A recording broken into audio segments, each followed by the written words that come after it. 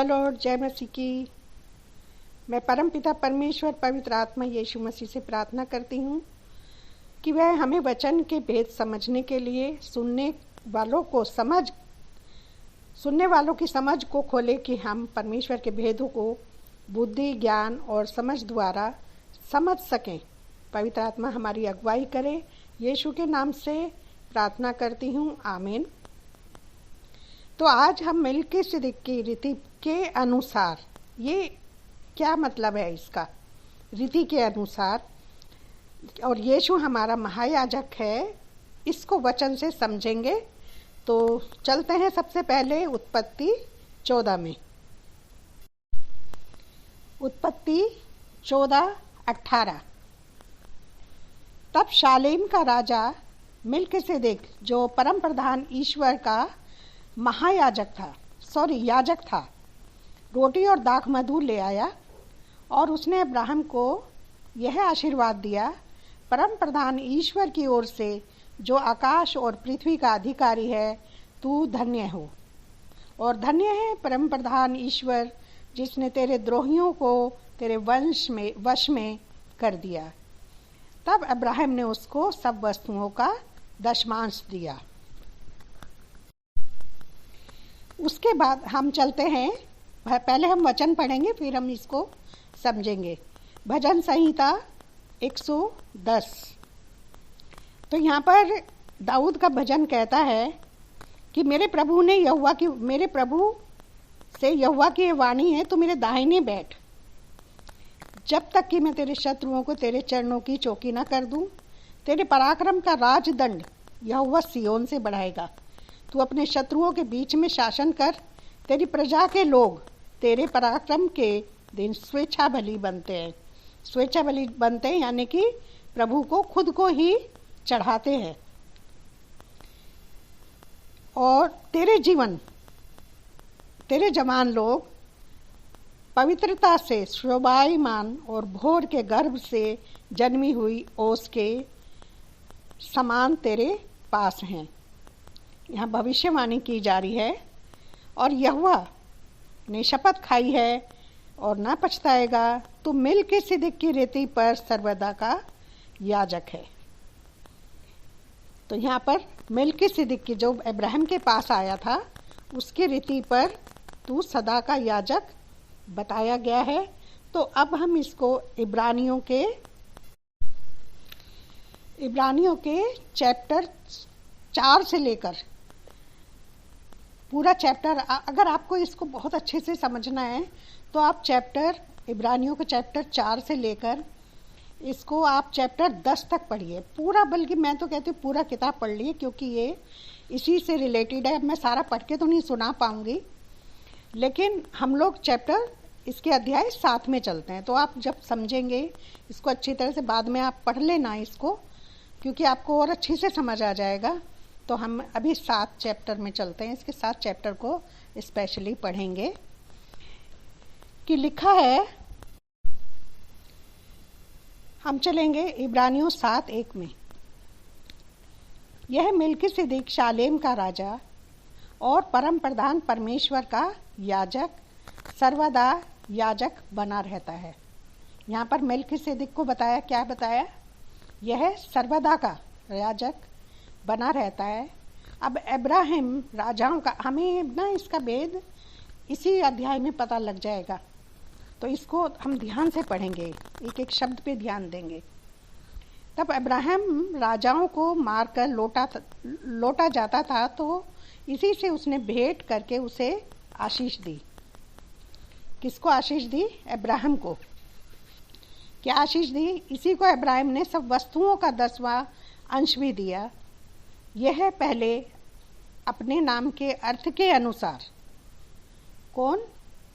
मेलकिसेदेक के नाम के अर्थ के अनुसार धर्म का राजा। उसके नाम का क्या अर्थ है मेलकिसेदेक का?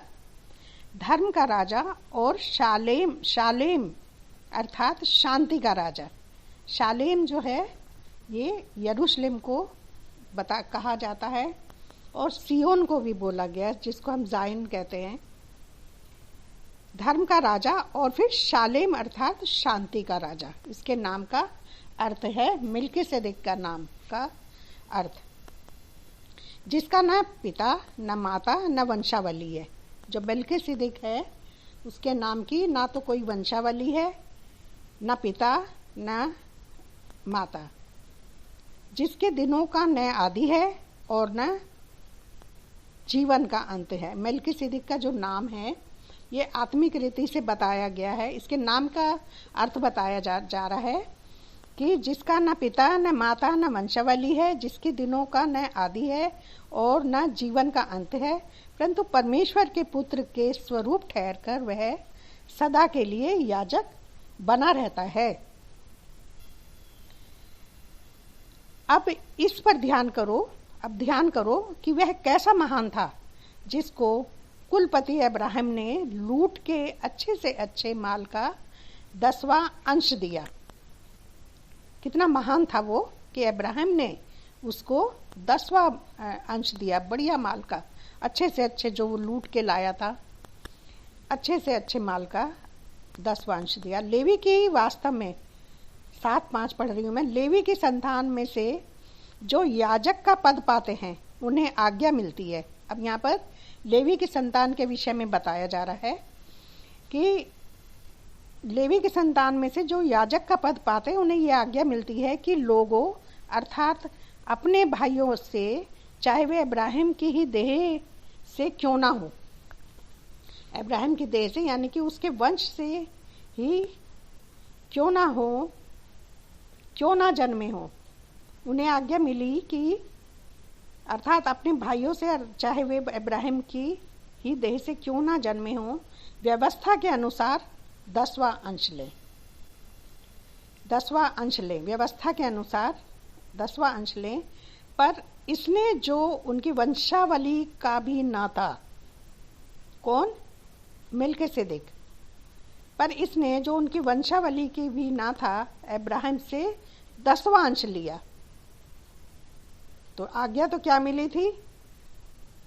क्या आज्ञा मिली थी कि लेवी की संतान में से जो याजक का पद पाते हैं उन्हें आज्ञा मिली कि लोगों अर्थात अपने भाइयों से, चाहे वे अब्राहम की देह से ही क्यों ना हो, क्यों ना जन्मे हो, व्यवस्था के अनुसार 10वां अंश ले। पर इसने जो उनकी वंशावली का नहीं था, यानी मिल्किसेदेक, अब्राहम से 10वां अंश लिया। तो जिसे प्रतिज्ञाएं मिली उसे आशीष दी। प्रतिज्ञा किसको मिली? अब्राहम को मिली और मिल्किसेदेक ने उनको आशीष दी, उसको आशीष दी अब्राहम को। इससे संदेह नहीं कि छोटा बड़े से आशीष पाता है। अब्राहम छोटा था और वो बड़े से यानी कि मिल्किसेदेक से आशीष उसने पाई। और यहाँ तो मानव मरणहार मनुष्य 10वां अंश लेते हैं। कौन? जो पार्थिव तंबू में जो सेवा करते थे, हारून का वंश, लेवी वंश, जो मरणहार हैं, जो मतलब सदा काल के लिए नहीं है, वो 10वां अंश लेते हैं। पर वहाँ वही लेता है जिसकी गवाही दी जाती है कि वह जीवित है। वहाँ कहाँ? यानी आत्मिक रीति से, स्वर्गीय रूप से जिसकी गवाही दी जाती है, जो जीवित है, वो कौन है? मसीह। तो हम यह भी कह सकते हैं कि लेवी ने भी जो 10वां अंश लेता है, अब्राहम के द्वारा 10वां अंश दिया। लेवी ने कैसे 10वां अंश दे दिया अब्राहम के द्वारा? लेवी तो अभी उत्पन्न भी नहीं हुआ था। तो यहाँ पे क्या लिखा जा रहा है? 10 में लिखा जा रहा है, क्योंकि जिस समय मिल्किसेदेक ने उसके पिता से, किसके पिता से? लेवी के पिता से। कौन था वो? ग्रेट ग्रैंडफादर था, उसका परदादा था अब्राहम, लेवी का, याकूब का जो बेटा था। अब्राहम से एसाव हुआ, एसाव से याकूब हुआ, याकूब से लेवी हुआ। तो वो कहाँ था? तब वो उसके शरीर में था, क्योंकि जिस समय मिल्किसेदेक ने उसके पिता से, लेवी के पिता से भेंट की, उस समय वह अपने पिता की देह में था। तो यहाँ पे जब वो देह में था तो क्या हुआ? लेवी ने भी उसको 10वां अंश दिया और अब्राहम ने भी दिया, लेकिन वो उनके वंश का नहीं है। ये भी लिखा है आगे इसको हम आगे बहुत अच्छे से समझ जाएंगे कि यहाँ पर क्या जा रहा है, क्या बोला जा रहा है। यदि ये लेवीय याजक पद के द्वारा सिद्धि प्राप्त हो सकती, मैं पढ़ रही हूँ इब्रानियों 7:11, यदि लेवीय याजक पद के द्वारा सिद्धि प्राप्त हो सकती तो फिर क्या आवश्यकता थी कि दूसरा याजक अगर उसके द्वारा लेवी पद के अनुसार सिद्धि प्राप्त होती तो फिर क्या जरूरत थी कि दूसरा याजक मेल्कीसेदेक की रीति पर खड़ा हो और हारून की रीति का ना कहलाए। क्या पे लिखा है यहाँ पर? मेल्कीसेदेक की रीति पर, यानी कि सदा काल का राजा जो सदा तक जीवित है। क्योंकि उसके नाम का अर्थ क्या दिया है? इस नाम के अर्थ के अनुसार धार्मिकता का राजा और फिर शालेम अर्थात शांति का राजा। तो यहाँ पर दिया है कि तो फिर क्या आवश्यकता थी कि दूसरा याजक मेल्कीसेदेक की रीति पर खड़ा हो और हारून की रीति का ना कहलाए। क्योंकि अब यहाँ पर बताया जा रहा है क्योंकि जब याजक का पद बदला जाता है, अब यहाँ पर देखिए, यहाँ पर क्या हुआ, याजक का पद बदला जाता है तो व्यवस्था का भी बदलना अवश्य है। यहाँ पर मेल्कीसेदेक की रीति पर लेवी वंश हट गया और मेल्कीसेदेक के नाम के अनुसार वो जो सदा काल का जो राजा है उसको पद मिल गया। और वो क्या हुआ, इससे क्या हुआ, व्यवस्था का बदल गई व्यवस्था। क्योंकि जब याजक का पद बदला जाता है तो व्यवस्था का भी बदलना अवश्य है। क्योंकि जिसके विषय में ये बातें कही जाती हैं वह दूसरे गोत्र का है, जिसमें से किसी ने वेदी की सेवा नहीं की। जो ये मेल्कीसेदेक का था ये कौन है? ये भी इब्राहिम के वंश से नहीं था। और जो जिसने वेदी की सेवा नहीं की वो भी दूसरे वंश का है। तो वो कौन है? वो यहूदा था। यहूदा के वंश में यीशु मसीह जन्मे थे। तो यहूदा ने तो नहीं करा था ना सेवा की नीति, वेदी की सेवा नहीं की थी, लेवी वंश किया करता था सेवा। तो लिखा हुआ है क्योंकि जिसके विषय में जिसमें से किसी ने वेदी की सेवा नहीं की तो प्रगट है कि हमारा प्रभु यहूदा के गोत्र में से उदय हुआ है।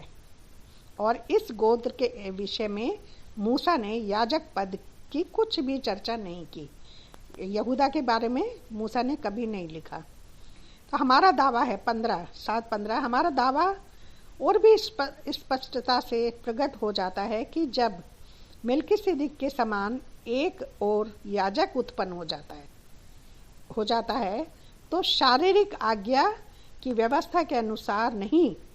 तो ये शारीरिक व्यवस्था के अनुसार नहीं है, मेल्कीसेदेक की रीति पर उसके समान एक और याजक उत्पन्न हो जाता है। आप इसके मेल्कीसेदेक के नाम में जाइए। और दूसरा वो अब्राहम के वंश का नहीं था। और यहाँ पर यीशु मसीह जो हैं लेवी वंश के नहीं थे, जो मंदिर की व्यवस्था का वो काम करते थे, करा करते थे, वेदी की कार्य करते थे। ये यहूदा के वंश के, जिसने कि कभी वेदी का कार्य नहीं किया था। तो हमारा दावा और भी स्पष्टता से प्रकट हो जाता है वह जब मेल्कीसेदेक के समान एक और याजक उत्पन्न हो जाता है जो शारीरिक आज्ञा की व्यवस्था के अनुसार नहीं पर अविनाशी जीवन की सामर्थ्य के अनुसार नियुक्त हुआ हो। जो शारीरिक रीति से नहीं, आत्मिक रीति से, जो व्यवस्था के अनुसार नहीं पर अविनाशी जीवन की सामर्थ्य के अनुसार नियुक्त हुआ हो। क्योंकि उसके विषय में यह गवाही दी गई है, तू मेल्कीसेदेक की रीति पर युगानुयुग याजक है। यानी कि तू लेवी वंश से नहीं होगा, तू अन्य वंश से उत्पन्न होगा। इस प्रकार जैसे कि मेल्कीसेदेक भी अब्राहम के वंश का नहीं था और यीशु मसीह भी अन्य वंश में जन्मे। और तू मेल्कीसेदेक की रीति पर युगानुयुग याजक है। इस प्रकार 18, इस प्रकार पहली आज्ञा निर्बल और निष्फल होने के कारण लोप हो गई, यानी कि वो पूरी हो गई, समाप्त हो गई। इसलिए कि यहाँ ब्रैकेट में लिखा है, इसलिए कि व्यवस्था न किसी बात की सिद्धि, इसलिए कि व्यवस्था ने किसी बात की सिद्धि नहीं की। व्यवस्था के अनुसार कोई भी सिद्ध नहीं हो सकता, परफेक्ट नहीं हो सकता। तो क्या यहाँ पर क्या है, उसके स्थान पर एक ऐसी उत्तम आशा रखी गई है कि जिसके द्वारा हम परमेश्वर के समीप जा सकते हैं। मसीह की नियुक्ति बिना शपथ नहीं हुई। परमेश्वर ने शपथ खाई है। अभी हमने पीछे पढ़ा था ना भजन संहिता 110:4 में कि मैंने शपथ खाई है कि तू मेलकिसेदेक की रीति पर सियोन, क्या था, मैं पढ़ देती हूँ। तो यहोवा ने शपथ खाई है और न पछताएगा, तू मेलकिसेदेक की रीति पर सर्वदा का याजक है, सर्वदा का याजक। तो यहाँ पर क्या लिखा 7 उसमें कि प्रभु ने शपथ खाई है 7:21 में, और वह उससे फिर न पछताएगा कि तू युगान युग याजक है। वहाँ सर्वदा का याजक लिखा और यहाँ पे लिखा युगान युग का राजा है। दोनों में एक ही बात है। इस प्रकार यीशु एक उत्तम वाचा का जामीन ठहरा। तो उत्तम वाचा, ये यीशु मसीह परमेश्वर की नई वाचा के तहत यीशु मसीह मेलकिसेदेक की रीति पर नई वाचा का जामीन ठहरा, गवाह ठहरा। तो वे तो बहुत बड़ी संख्या में याजक बनते आए हैं। इसका कारण यह था कि मृत्यु उन्हें रहने नहीं देती थी। पुराने जो व्यवस्था थी उसके अनुसार क्या थी कि मृत्यु उन्हें मर आते थे, याजक बनते थे और उनकी मृत्यु हो जाती थी। पर यह युगान युग रहता है। यह कौन? यीशु मसीह। इस कारण जो ये हमारा नया जो महायाजक है ये युगान युग रहता है। इस कारण इसका याजक पद अटल है। इसका जो याजक पद है ये अटल है। इसीलिए जो उसके द्वारा परमेश्वर के पास आते हैं वह उनका पूरा पूरा उद्धार कर सकता है।